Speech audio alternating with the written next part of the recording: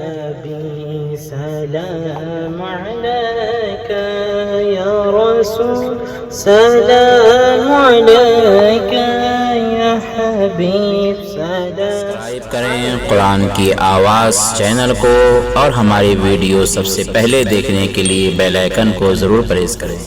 عزیزان ملت اسلامیہ، آئیے ہم تمامی حضرات پیارے آقا علیہ الصلوۃ والسلام کے بارگاہ میں درود پاک کا نذرانہ محبت پیش کریں۔ پڑھیں باواز بلند صلی اللہ علیہ نبی الامی و آلہ صلی اللہ تعالی علیہ وسلم صلاۃ و سلام علیک یا نبی اللہ صلی اللہ تعالی علیہ وسلم۔ عزیزان ملت اسلامیہ، آج ہمارا ٹاپک آج کا جو ہے، آج ہمارا جو موضوع ہے وہ ہے اسلام۔ اسلام کیا ہے؟ اسلام وہ ہے جو پیارے آقا علیہ الصلوۃ والسلام لے کر آئے آج سے 1400 سال یا 1450 سال پہلے، جو نبی پاک صلی اللہ تعالی وسلم ہمارے درمیان لے کر آئے، وہ اسلام ہے۔ اسلام کی تعلیمات بہت اہم ہے، جس میں فرض ہے، واجب ہے، سنت ہے، مستحب ہے۔ پیارے آقا صلی اللہ تعالی علیہ وسلم جس دنیا میں مبعوث ہوئے، اس دنیا میں تشریف لائے، تو وہ ایسے قوم میں تشریف لائے جو قوم جہالت میں ڈوبی ہوئی تھی، جو قوم جہالت، ظلم اور بربریت کے شکار تھی۔ پیارے آقا صلی اللہ تعالی وسلم ایسے لوگ کے بیچ میں تشریف لے کر آئے۔ آقا کریم صلی اللہ تعالی علیہ وسلم ایسے لوگ کے بیچ میں تشریف لے کر آئے جہاں جہالت عروج پر تھی، جہالت بام عروج پر پہنچ چکی تھی، اور لوگ جہالت کا دور و دورہ تھا۔ نبی پاک صلی اللہ علیہ وسلم تشریف لے کر آئے تو آپ نے جہالت کو ختم کرنا شروع کیا، اور غلط رواج اور برے رواجات کو آپ نے ختم کرنا شروع کیا، بند کرنا شروع کیا۔ مثال کے طور پر انہی برے رواج میں سے ایک بہت خطرناک اور بہت گندے رواج میں سے ایک رواج تھا اہل عرب کے اندر، وہ تھا کہ لڑکیوں کو زندہ درگور کر دیا کرتے تھے، یعنی لڑکیوں کو زندہ دفن کر دیا کرتے تھے۔ یہ ایک بہت ہی گندی رواج ان کے اندر پائی جاتی تھی۔ اس کے علاوہ اور ایک رواج اس کے اندر تھی، وہ یہ، جب وہ قسم کھایا کرتے تھے تو اپنے قسم کو مضبوط کرنے کے لیے، یعنی حلف اٹھانے کے بعد میں اپنے قسم کو مضبوط کرنے کے لیے کہ ہم یہ کام کو ہر حال میں کریں گے، وہ مضبوط کرنے کے لیے یہ کام کرتے تھے کہ خون کا پیالہ منگاتے، اس میں انگلی ڈبو کے اس کو چاٹ لیتے تھے۔ اس کا مطلب یہ ہے کہ ہم اس کام کو کر ہی کر رہیں گے۔ تو یہ اس طریقے کے گندے رواج ان کے اندر موجود تھا۔ اس کے علاوہ جو ہے چھوٹی چھوٹی بات پر جھگڑا کر لینا، اور چھوٹی چھوٹی بات پر جھگڑا کرنے کے بعد میں جو ہے لڑائی شروع ہوتی تھی، جنگ و جدال شروع ہو جایا کرتا تھا، اور یہ صدیوں یہ جنگ و جدال چلا کرتا تھا۔ عزیزان ملت اسلامیہ، بتانے کا مقصد یہ ہے کہ جب نبی پاک صلی اللہ علیہ وسلم اسلام کا پیغام لے کر آئے، قرآن کا پیغام لے کر آئے، تب جو ہے پیارے آقا علیہ الصلوۃ والسلام نے ان تمام چیزوں پر پابندی عائد فرمائی، اور آقا کریم صلی اللہ علیہ وسلم نے ایک کے بعد دیگر ان تمام برے رواج کو ختم فرمایا۔ پھر جب مکمل طریقے سے رواج ختم ہو گیا اور ہمارا اسلام جو ہے بام عروج پر پہنچ گیا، اسلام عرب سے نکل کر باہر ملکوں میں پہنچ گیا، میرے دوستو، اس کے بعد اسلام ہمارا اللہ تبارک و تعالیٰ کے رحم و کرم سے، صحابہ کرام کی دین سے اسلام ہمارے دیش میں آیا، ہمارے ملک میں آیا، یعنی انڈیا کے اندر آیا۔ اسی طریقے سے جب ہمارے ملک کے اندر جب اسلام آیا، اسلام جو اور اسلام کے چرچے ہوئے، پھر اس طریقے سے ہوا کہ چونکہ ہمارے اسلام آنے سے پہلے ہمارے ملک میں جو ہے بتوں کی پوجا کی جا رہی تھی، ہمارے ملک کے اندر غیر خدا کی پوجا کی جا رہی تھی، اور ان کا رسم و رواج جاری تھا۔ تو ہمارے جو علماء کرام تشریف لے کر آئے، ان کے درمیان میں تبلیغ فرمایا، ان کو خدا کا پیغام دیا۔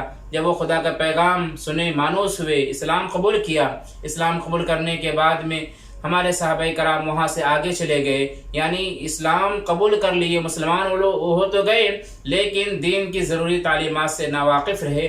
اس طریقے سے جو ہے مسلمان کافی تعداد میں لوگ ہو گئے، لیکن علم کی روشنی سے محروم رہے، جس کا نتیجہ یہ ہوا کہ انہوں نے پرانی رسم و رواج ہی پر قائم و دائم رہے، اور وہ اب تک قائم و دائم نظر آ رہے ہیں۔ میرے عزیز ساتھیو، آج بھی ہم دیکھتے ہیں تو محرم کے نام پر کتنے غلط کام ہوتے ہیں، کتنا پیسہ اس میں برباد ہوتا ہے، کتنا دکھاوا ہوتا ہے، کس طریقے سے لوگ جو غلط صورت، غلط چہرہ لوگوں کے سامنے پیش کر رہے ہیں، گویا کہ اسلام کو مسلمان ہی بدنام کر رہا ہے، افسوس کی بات یہ ہے کہ مسلمان ہیں ہم اور پھر اسلام کو بدنام کرتے نظر آ رہے ہیں۔ آپ اس ویڈیو کو دیکھ لیجئے، یہ ویڈیو جو آپ کے سامنے ہے یہ کس قسم کی ویڈیو ہے۔ اس ویڈیو کو دیکھنے کے بعد میں آپ خود فیصلہ کر لیں، کیا یہ مسلمان ہو سکتے ہیں؟ کیا ایک مسلمان کا شیوا ہے کہ یہ کام کریں؟ اپنے آپ کو آگ میں ڈال کر ثابت کرنا چاہ رہے ہیں۔ نتیجہ کیا ہوا؟ نتیجہ کیا سمجھتے ہیں؟ ہم کیا سمجھتے ہیں؟ کیا ہمارے اس فعل سے امام حسین راضی ہو جائیں گے؟ کیا ہمارے اس فعل سے امام حسین خوش ہو جائیں گے؟ اگر امام حسین اس فعل سے راضی ہوتے تو یہ کام نہ ہوتا، یہ معاملہ پیش نہ ہوتا، یہ حادثہ پیش نہیں ہوتا، کسی انسان کی جان نہیں جاتی، کوئی انسان جھلستا نہیں، کوئی انسان۔ امام حسین سے عشق کا دعویٰ ہے، یہ صرف دکھاوا ہے اور غلط رواج ہے۔ لوگوں کو سمجھایا جائے، بتایا جائے، اسلام کو بدنام کرنا چاہتے ہیں، اس کو اسلام کا نام دینا چاہتے ہیں، دین کا نام دینا چاہتے ہیں، جبکہ یہ نری خرافات ہے، یہ کھلی خرافات ہے، یہ جہالت ہے، یہ تاریکی ہے، بربریت ہے، ظلم ہے۔ ان تمام چیزوں سے اپنے آپ کو بچانے کی کوشش کریں خدا کے بندو، ورنہ نتیجہ کیا ہوگا؟ یہ جو آپ دیکھ رہے ہیں یہاں پر، یہ جو ویڈیو میں آپ نے دیکھا، یہی نتیجہ آپ کا بھی ہوگا۔ میرے پیارے دوستو، اللہ تبارک تعالیٰ ہمیں محفوظ رکھے ان جہالت اور خرافات سے، تاکہ اللہ تبارک تعالیٰ ہمارے دلوں میں اپنے نور کو پیدا فرمائیں اور ہمیں دین کی تعلیم سیکھنے کی توفیق عطا فرمائیں، ہمیں اسلام کی تعلیم سیکھنے کی توفیق عطا فرمائیں۔ یہ نہیں میں کہتا ہوں کہ آپ جو ہے غم کربلا نہ منائیں، منائیے، مگر منانے کا طریقہ بھی ہوتا ہے۔ نوحہ کرنے سے کیا مطلب؟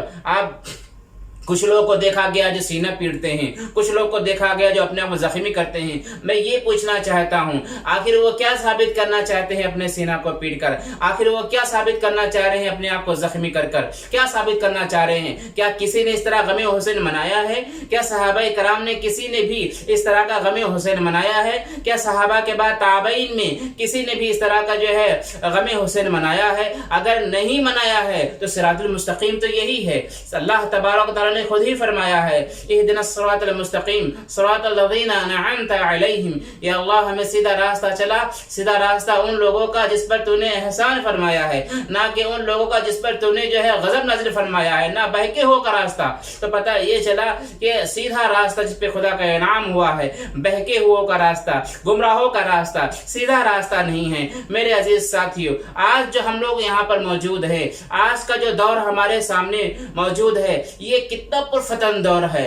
آپ ذرا دیکھیں، باہر کی طاقتیں جو ہے ہمیں مٹانے کی جو ہے ایک جٹ ہو چکی ہیں۔ باہر کی طاقتیں دیکھ لیں آپ، کفر اتحاد متحد ہو چکا ہے۔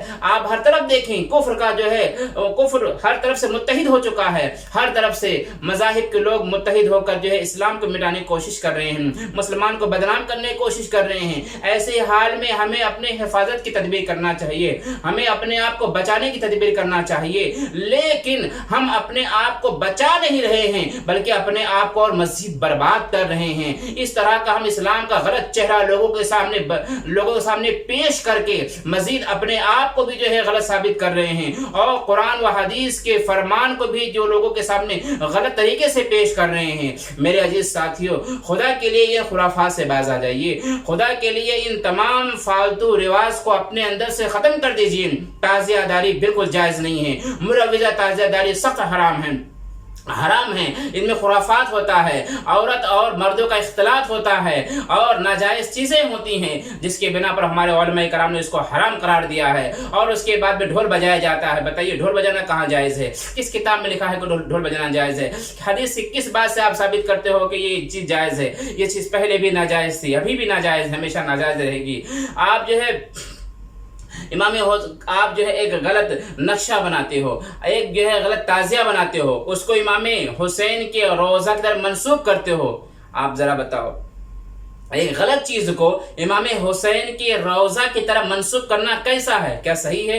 بالکل نہیں صحیح ہے۔ اگر آپ ہے محبت کرتے ہیں تو ایک صحیح نقشہ بنا لیں، صحیح نقشہ بنا کے گھر میں رکھیں، اس کی زیارت کریں، اتنی جائز ہے، باقی اس کے علاوہ کوئی چیز جائز نہیں۔ میرے پیارے دوستو، ان تمام خرافات سے باز آ جائیں، اپنے آپ کو زخمی کر کے آپ یہ نہیں ثابت کر سکتے ہیں کہ ہم امام حسین سے زیادہ محبت کرنے والے ہیں۔ چھوٹے چھوٹے بچے ہوتے ہیں، انہیں بھی زخمی کیا جاتا ہے، کیا سوچ کے کہ یہ امام حسین کی محبت میں کر رہے ہیں؟ ہیں؟ کیا خدا سے راضی ہوگا؟ نہیں میرے دوستو، ماتم تو وہ لوگ کرتے ہیں جو مر چکے ہوتے ہیں، ماتم ان کا کیا جاتا ہے، نوحہ ان پہ کیا جاتا ہے، لیکن شہید تو مرتے ہی نہیں ہیں۔ شہید کا مقام اتنا اونچا رب نے فرمایا ہے کہ شہید تو زندہ رہتے ہیں، ان کے لیے کیا موت ہے، وہ تو زندہ ہیں۔ موت کا مزہ چکھنے کے بعد میں رب نے انہیں ایسی زندگی عطا فرمائی ہے جسے ہماری اور تمہاری عقل سمجھنے سے قاصر ہے۔ یہی وجہ ہے کہ رب تبارک و تعالی ارشاد فرماتا ہے کہ وَلَا تَقُولُوا لِمَن يُقْتَلُ فِي سَبِيلِ اللَّهِ أَمْوَاتٌ، اے لوگو جو لوگ اللہ کے راہ میں شہید کیے جائیں، قتل کیے جائیں، انہیں مردہ نہ کہو، وہ زندہ ہیں۔ جب رب نے فرما دیا وہ زندہ ہیں تو زندوں کا ماتم تو نہیں کیا جاتا، زندوں پر نوحہ تو نہیں کیا جاتا، زندوں پر گریہ جاری تو نہیں کیا جاتا۔ میرے عزیز ساتھیو، جب امام حسین زندہ ہیں، شہیدان کربلا، شہدائے کربلا زندہ ہیں، تو زندوں پر ماتم کس طرح ہو رہا ہے؟ زندوں پر نوحہ کس طرح ہو رہا ہے؟ گریہ زاری کس طرح کیا جا رہا ہے؟ زندوں کے لیے جو ہے اپنے آپ کو زخمی کیوں کیا جا رہا ہے؟ یہ صرف ریاکاری ہے، یہ صرف ریاکاری ہے، یہ صرف دکھاوا ہے، یہ صرف جو ہے اپنے آپ کو جو ہے تکلیف دینا ہے اور لوگوں کے سامنے اسلام کا غلط چہرہ پیش کرنا ہے۔ بس میں آپ لوگوں سے اتنا عرض کرنا چاہتا ہوں، اے خدا کے بندو، باز آ جاؤ ان خرافات سے، باز آ جاؤ ان تمام جو ہے فالتو چیزوں سے، ورنہ جب اللہ تبارک تعالیٰ کا عذاب آئے گا تو نتیجہ یہی ہوگا، یہی نتیجہ ہوگا جو ابھی آپ نے دیکھا ہے، یہی نتیجہ ہوگا میرے پیارے دوستو۔ اس لیے میں اللہ تبارک تعالیٰ کے بارگاہ میں دعا کرتا ہوں کہ اللہ تبارک تعالیٰ ہمیں، ہمارے تمام مسلمان بھائیوں کو خرافات سے، غلط رواج سے اور بری عادتوں سے محفوظ فرمائے، ایسا کام نہ کرنے کی توفیق عطا فرمائے جس سے اسلام یا مسلمانوں کی شبیہ خراب ہو۔ ہمیں وہ کام کرنے کی توفیق عطا فرمائے جس سے اسلام کا بول بالا ہو، جس سے اسلام کا مقام و مرتبہ بلند و بالا ہو اور اسلام کا اچھا چہرہ لوگوں کے سامنے پیش کیا جا سکے۔ وآخر دعوانا الحمدللہ رب العالمین۔ السلام علیکم ورحمۃ اللہ تعالی وبرکاتہ۔